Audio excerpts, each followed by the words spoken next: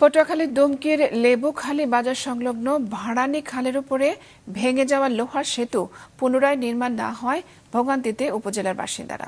নৌকা দিয়ে চলছে পারাপার, এতে থেকে যাচ্ছে ঝুঁকি, নষ্ট হচ্ছে সময়। পটুয়াখালী রিপোর্টার চিন্ময় কর্মকারের পাঠানো তথ্য ছবি নিয়ে ডেস্ক রিপোর্ট। পায়রা নদী থেকে পটুয়াখালীর লাউকাঠি নদীর সঙ্গে সংযুক্ত লেবুখালী বাজারের মধ্য দিয়ে বয়ে যাওয়া ভাড়ানী খালের ওপর নির্মিত লোহার সেতুটি 2022 সালে বালু ভর্তি কার্গোর ধাক্কায় সম্পূর্ণ ভেঙে পড়ে। এরপর থেকেই সড়ক পথে বিচ্ছিন্ন বাজারের দুই অংশ।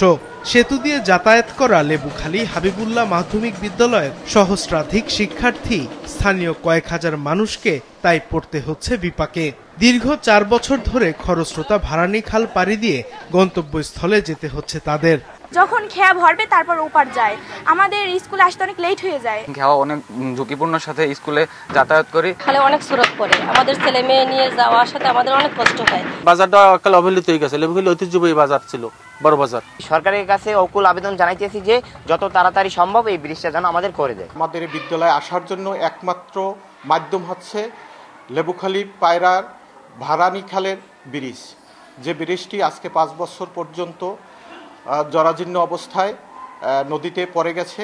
ঊর্ধ্বতন কর্তৃপক্ষের দৃষ্টি আকর্ষণ করছি যাতে অতি সত্বর এই ব্রিজটি নির্মাণ হয়।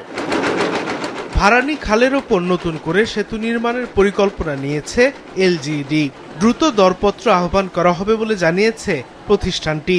পটুয়াখালী জেলার দুমকি উপজেলায় ভাড়ানী খালের উপরে একটি ব্রিজ ছিল, যাহা ভেঙে গিয়েছে। এটা অচিরেই আমরা টেন্ডারে যাব। টেন্ডারে গেলে বাস্তবায়িত হলে এলাকার লোক চলাচলের সুযোগ পাবে এবং এই এলাকার লোকজনের দুর্ভোগ লাঘব হবে।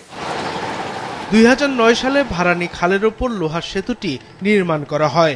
পরে 2015 ও 2022 সালে 2 দফায় কার্গোর ধাক্কায় সেতুটি ভেঙে খালে পড়ে। মাছরাঙা নিউজ ডেস্ক।